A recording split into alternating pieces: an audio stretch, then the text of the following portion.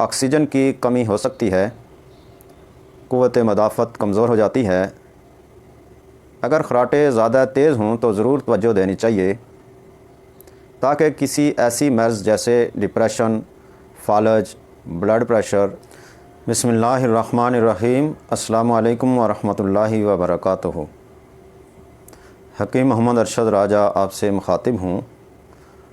آج کا میرا موضوع بہت اہم ہے، خراٹے لینا، سنورنگ۔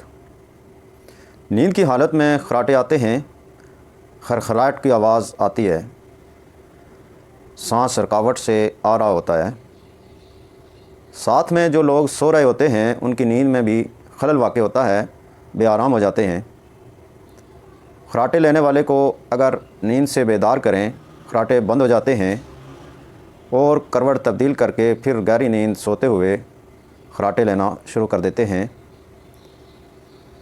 زیادہ تیز خراٹے نہ ہوں تو کوئی پریشانی نقصان والی بات نہیں ہے، بہرحال یہ ایک مرض ضرور ہے۔ خراٹے کی مرض میں سوئے ہوئے سانس لینے میں رکاوٹ سے آکسیجن کی کمی ہو سکتی ہے، قوت مدافعت کمزور ہو جاتی ہے۔ اگر خراٹے زیادہ تیز ہوں تو ضرور توجہ دینی چاہیے تاکہ کسی ایسی مرض جیسے ڈپریشن، فالج، بلڈ پریشر سے بچا جا سکے۔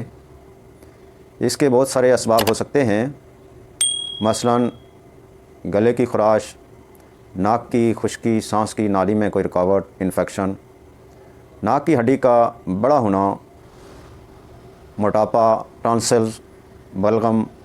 ان اسباب سے خراٹے لینے کا مرض ہو سکتا ہے۔ ناظرین، کسی بھی مرض کا علاج اس مرض کے سبب کو دیکھ کر کیا جاتا ہے۔ مالج سے تشخیص کروا کے علاج کروائیں۔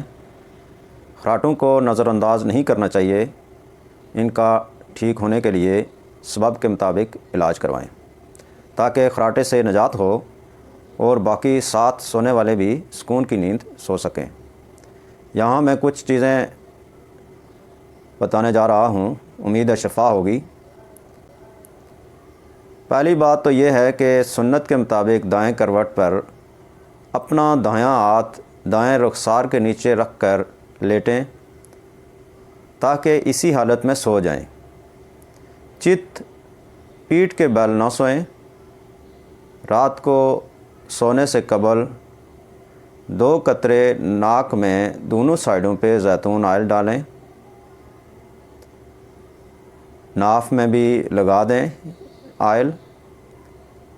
رات کو نیم گرم پانی 1 کپ میں 1 چمچ شہد ملا کر استعمال کریں، یا نیم گرم پانی میں پیسی ہوئی سونٹھ 1 چٹکی ملا کر پی لیں۔ اپنے ناک کو صاف رکھیں، چکنائی اور کھٹی چیزوں سے پرہیز کریں، انشاءاللہ شفا ہوگی۔ نیکسٹ ویڈیو تک اجازت دیں۔ اللہ حافظ۔